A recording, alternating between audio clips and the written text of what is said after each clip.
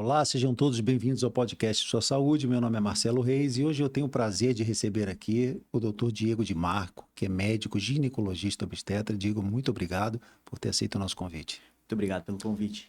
Diego, no Brasil, anualmente nascem milhares de crianças. E nós sabemos que a taxa de cesariana no Brasil ela é muito elevada, em especial na rede privada, acima até do que a OMS recomenda. Diz pra gente o que uma mulher deve considerar na hora que ela planeja o seu parto.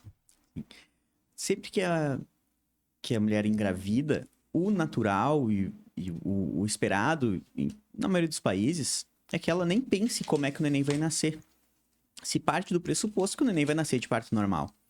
No Brasil, a gente tem uma questão que a primeira preocupação da mulher, quando engravida, é como é que vai nascer. Se vai, eu quero parto, eu quero cesárea. E ela já se preocupa com isso desde o início.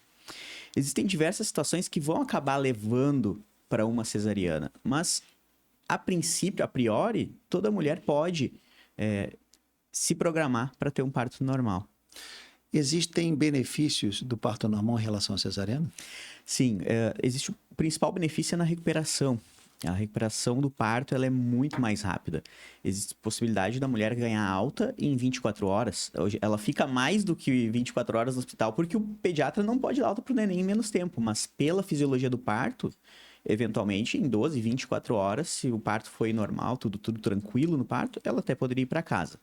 Diego, em quais situações o parto cesáreo é mais indicado que o parto normal? Sim, existem algumas situações em que na medicina a gente sempre parte de risco e benefício, né? Então, o parto normal, normalmente ele vai ter menos riscos do que a cesariana. Em algumas situações, a cesariana vai ter menos riscos, ou para a mãe ou para o bebê. Nesses casos é que a gente vai acabar fazendo a opção pela cesariana, né? Principais que a gente vem à cabeça é quando a mulher já teve cicatrizes no útero, 2 cesáreas ou uma cirurgia por miomas, por exemplo. Quando o neném ele tá sentado ou quando ele tá atravessado na barriga, que ele não tá com a cabecinha para baixo. Então tem algumas situações em que a gente já sabe que é menos risco a cesariana. Por isso a gente já vai direcionar a mulher para fazer a cesárea. Em outras, a gente vai acabar surgindo alguma situação ao longo da gestação que pode levar ela a precisar da cesariana, que a gente só vai saber lá no final ou às vezes durante o trabalho de parto. Diego, e é possível ter um parto normal após um parto cesáreo? Ou vice-versa? Sim, sim. É muito possível, é super seguro, considerado seguro na medicina, a mulher ter um parto normal depois de uma cesariana, desde que tenha mais de 1 ano de intervalo da última cesariana. Porém, depois de 2 cesarianas, existe um risco em torno de 30 vezes maior de ruptura uterina, que é uma situação bem grave. Então, após 2 cesarianas, a gente evita. Não é uma indicação absoluta, de uma contraindicação absoluta ao parto, mas a gente prefere, nesses casos, indicar cesariana. Existe alguma coisa que pode ser feita para aumentar as chances de um parto normal? Sim, várias situações, né? Primeiro, a mulher estar saudável, né? Quando ela faz atividade física, controla bem a dieta, faz um pré-natal bem feito. Quando ela se prepara, inclusive psicologicamente, pro nascimento, ela vai aumentar muito as chances de conseguir ter o parto normal. A recuperação, Diego, como é que é a recuperação do parto normal em relação ao parto cesáreo? Sim. Aí é que tá a principal diferença, né? E principalmente para quem vai ter o segundo filho vai entender o que eu tô falando. Porque quando a gente tem o primeiro, tá ali, a mulher fez a cesárea, ela vai ter as dores do pós-parto e tudo mais, mas ela vai acabar tirando de letra, cuidando do neném e tudo mais. Mas quando tu já tem um mais velho para cuidar, um nenenzinho, e aí tu vai ter a cesariana ainda para se preocupar, começa a complicar mais a situação. No parto, como eu disse antes, a mulher já sai, pode ter alta no dia seguinte. Na cesariana é uma cirurgia. Qualquer cirurgia que a gente abre a barriga, a pessoa vai fazer repouso de 1 semana, 10, 15 dias. A cesárea é a única cirurgia em que a gente espera que o paciente saia da cirurgia no primeiro dia pós-operatório, já sai fazendo tudo, cuidando de uma criança. Então, seria um momento para a gente cuidar melhor do pós-operatório, mas a mulher acaba tendo as obrigações de mãe. Então, torna um pouco mais complexa a recuperação da cesariana com relação ao parto. Em relação ao pós-parto, quais são os cuidados que essa mãe deve ter, tanto no parto normal quanto no parto cesáreo? Uhum.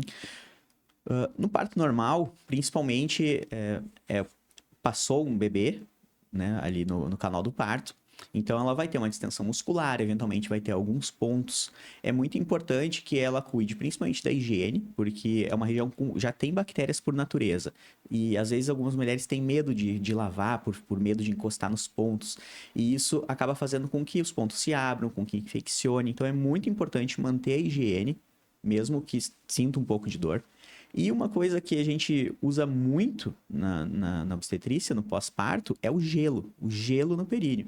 Então, ela vai sair da maternidade nas primeiras 48 horas, ela vai colocar gelo a cada 2 ou 3 horas e ela vai conseguir desinchar e se recuperar muito mais rápido.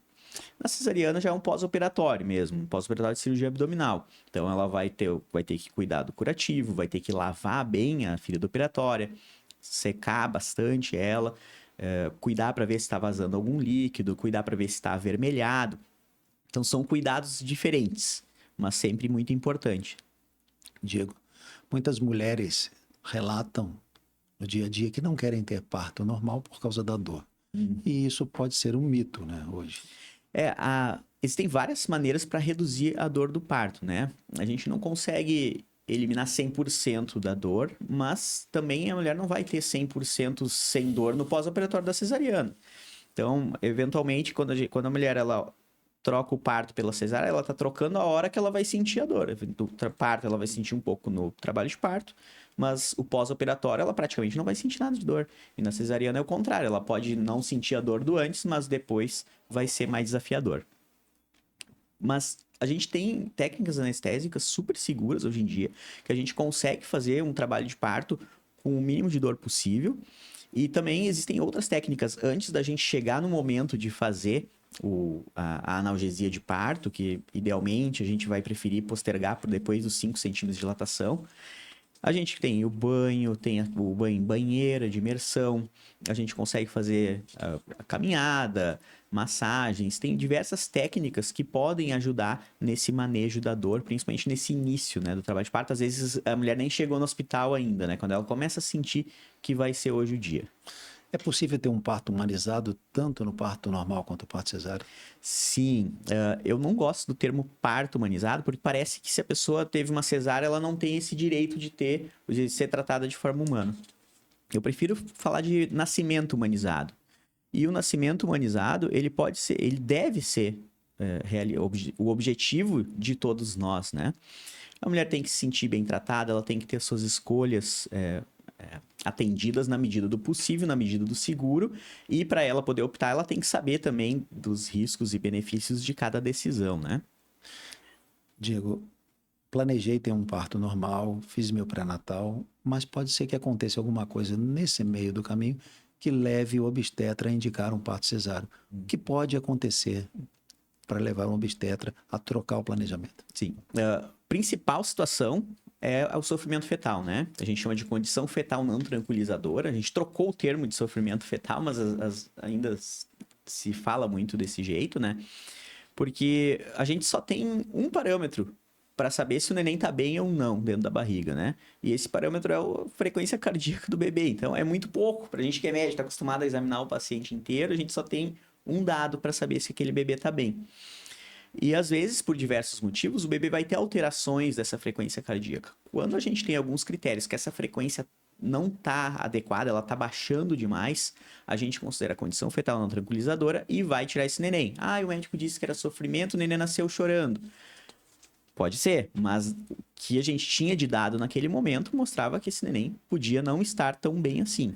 E outra situação muito comum é quando não dilata. Ela vai estar lá em 3, 4, 5, 6 centímetros e fica em 6 centímetros horas e horas a fio. Ou então o bebê não desce, quando a gente chama de desproporção cefalopélvica. O bebê, ele não passa, a cabecinha do bebê não passou pelo canal do parto, pela parte óssea do quadril da mãe. Isso pode ser tanto por ele ter encaixado com a cabecinha um pouco mais torta, que ele tem que encaixar desse formato assim, né? Para ele conseguir passar no formato da pelve. Se ele encaixar assim, aí conforme ele vai sendo empurrado, ele dobra mais o pescocinho e não passa. E às vezes porque realmente a cabeça do bebê é maior do que o osso da mãe. Então vai chegar, não vai passar por questão anatômica mesmo. A gente está chegando no final do podcast. Eu queria que você deixasse uma mensagem importante para quem está nos escutando sobre esse momento tão importante que é o parto na vida da mulher. Sim.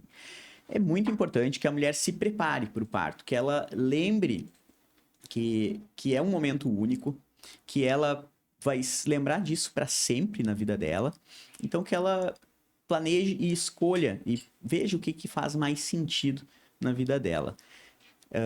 Se ela tiver um parto conforme ela se planejou, ela vai ter um puerpério facilitado, vai ter muitas lembranças positivas e isso vai fazer toda a diferença na sua vida.